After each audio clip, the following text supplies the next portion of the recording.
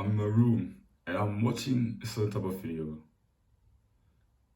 I've been watching this type of video for a long time now. Those are some from videos. But a certain type that seem very attractive to many people. So I'm clicking on one video and then the next, and then the next one, and then the next one. I'm watching some morning routine videos. One is called a 4 a.m. morning routine to conquer the lockdown. One is called CEO morning routine. One is called my 4 a.m. morning routine as a CEO. So I click on the next one, and the next one, and the next one. What I don't realize is that I should solely start making my own if I want to start making progress. Because at the end of the day, morning routines are one of the most powerful tools you can have. So I made a video not so long ago saying that morning routines were kind of bullshit. That was all I was saying in that video, that morning routines were kind of bullshit. And I wouldn't say my opinion has changed. I wouldn't say my opinion has very much changed. But what I was insulting that video wasn't necessarily morning routines themselves, but it was how overcomplicated they were made. Where they were told, oh yeah, do this activity and this activity and this activity, and then this activity and then this activity to optimize your work. Even though, to be honest, the best way to optimize your work is to literally get good sleep, wake up, and go straight to work. So that's the first one I want you to start this video off with. Stop overcomplicating it. It doesn't need to be that complicated. You don't need to have 1,000 different things you have to do there. Have a few tasks that you do in your morning routine, but that all have some serious meaning. That all are super important. You don't need to have 10 different tasks that you do in your morning routine. Just have a few that need to be powerful. You don't need to do this and this and this and this and this and this, even though you don't really know the benefits you will get from this activity. Don't just add in activities to add them in. Have this essentialist mindset, this mindset of, oh yeah, I will do the tasks, the activities that will actually get me further in life. The activities that I actually know the type of results it will give me, and give me the results that I actually want to get. Don't just go around just doing some random things for the sake of doing them. Just simplify it. That just find the activities that you actually think, oh yeah, I need this one in my morning routine, or I need this one, I need this one. And if you just have 5, that's a good number. So in this video, I just want to give you that kind of a structure, kind of some things that I think everyone should have in the morning routine. That's just my personal opinion, but yeah, I really think it's gonna help you if you can implement some of the things I share with you in this video. But the second point is start with a cold shower. So you've heard of cold showers. It's like something that's been talked about in this space of self-improvement for years. Even before I got into self-improvement, I was interested in cold showers. Even before I got into self-improvement, I actually started going to the gym and doing all those things. I started getting cold showers then. I wasn't consistent, to be honest. But it just seemed so attractive. The people were saying, wake up at 4 a.m. and start your job with a cold shower. And I just thought, yeah, it seems cool. I didn't even know the results, but I just said, oh yeah, you know what, fuck it, I'll try it out. And when you think about it, when you actually start making your own research, cold showers have so many benefits. They increase your dopamine, and actually by a lot.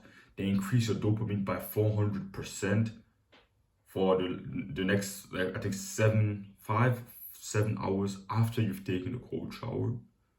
Dopamine, if you increase by 400%.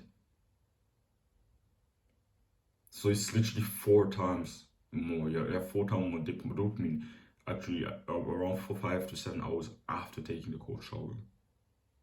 That's very powerful. Having higher dopamine, actually 4 times more dopamine throughout your day, is just insane. Dopamine is just basically the molecule of pursuing something you want. So before you do a bad habit, your dopamine goes up. Before you do a good habit, not necessarily, but after you do the good habit, your dopamine goes up. So before you do the good habit, most likely something that's uncomfortable, that's kind of hard, your dopamine goes down, and then it goes back up, but then it goes back up above baseline. And before you do the good habit, the bad habits, so the reverse happens. So before you do them, your dopamine goes high, goes up, above baseline, but then after you did it, it goes back down, but below baseline. So now you have a new baseline that's even lower. So in general, in your life, you want to have a higher dopamine baseline. That's just, if you don't want to complicate it, if you don't want to, you can make your own research. In general, if you have higher dopamine, you will most likely be a happier human being. And the way to have higher dopamine is not just to do the activities that will give you a quick spike, it's to very often do the activities that will give you a quick turn-off that will make your dopamine go down a little bit in the beginning and then rise back up and create a new baseline for you. So in general, the more you do the very stimulating bad habits, the drugs, video games, social medias, films, junk food, those activities will keep making you a lower and lower baseline. But the other activities, the good habits, training, meditation, reading, working in your business, they will in general make you a higher and higher baseline. And cold showers are one of, if not the activities that increase your dopamine by the most. Even though it's just a 5 to 7 hours, 5 to 7 hours is actually a very good time. The third point is eat the frog. Eat the frog is basically a concept of, imagine this, you had to eat a frog. You like a frog that's alive, and you were forced, you had to eat it. When would be like the best time to eat it? Some people would say the evening at dinner. Some people would say in the middle of the day. But I think the smart people that actually like to think long term will kind of think the best time to eat that frog would be first thing in the morning, because then you just are more relaxed throughout the day, because you're not thinking, you don't have the thought in the back of your head of, oh yeah, I still have to eat the frog, No, you just ate it in the morning, it wasn't comfortable, but then you have the rest of your day, it's way more relaxed, way more chill, and you can then cleanse your palate afterwards. That's the same thing with the very important activities, tasks that you have to do. So imagine this, right now it's 7:57 a.m. and I'm recording right now, I'm working right now. I woke up at 4 a.m.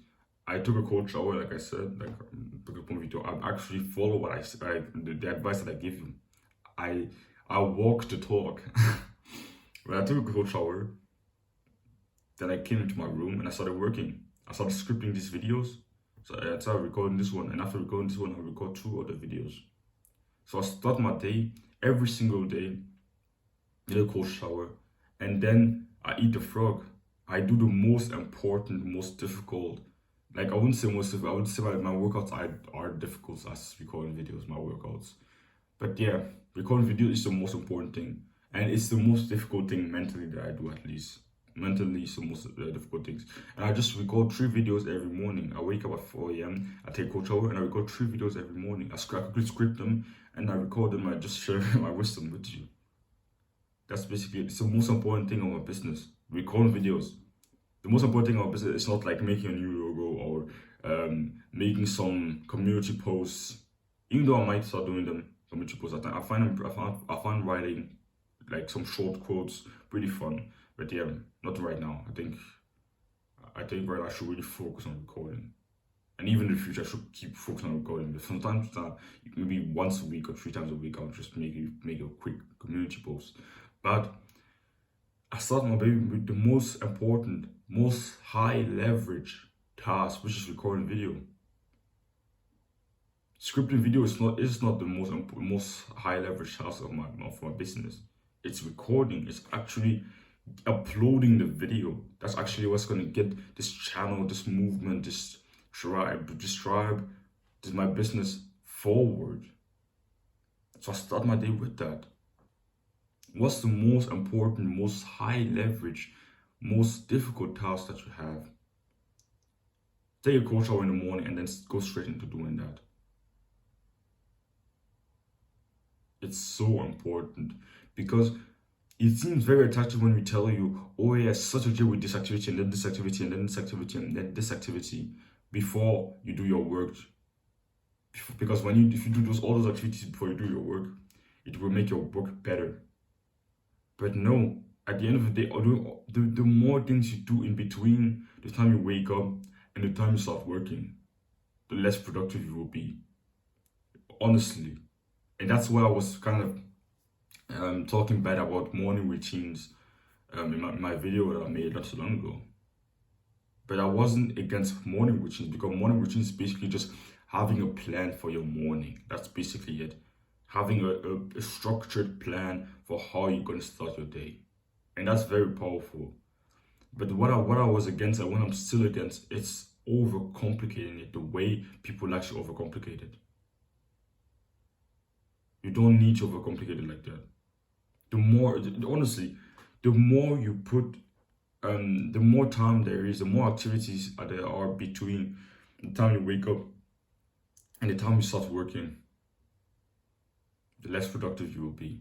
And a lot of those YouTubers, they talk as if the more you add in, the more different tasks you add in, the more productive you'll be. No, it's total reverse. So try to start working as soon as possible after you woke up.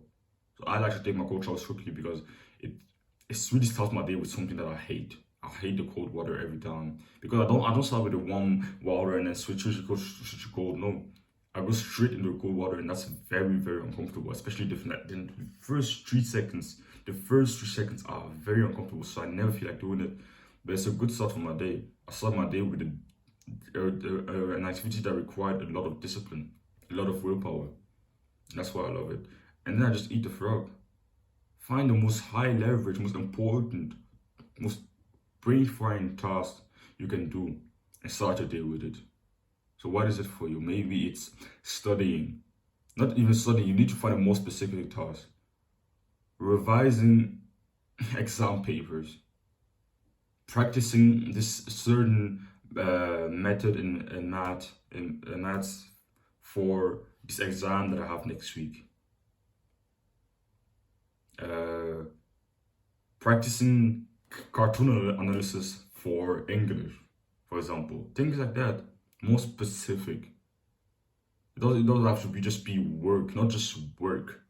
For me, it's just in my calendar, I've written down, record 3 videos. It's not just work, no, record 3 videos.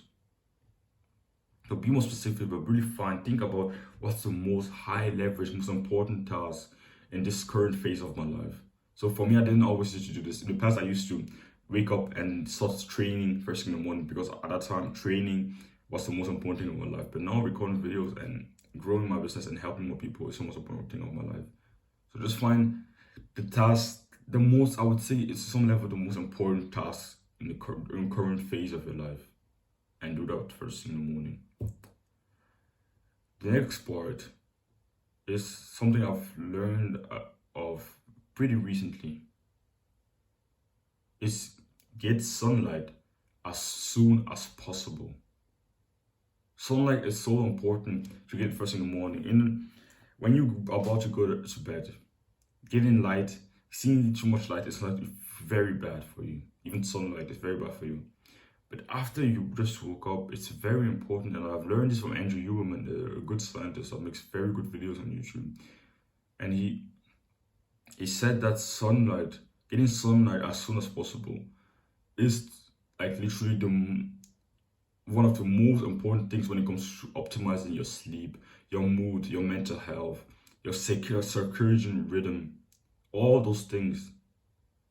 Because kind of imagine this in evolution. Maybe it's just Bruce and he didn't actually say it in his podcast, but I can just assume this.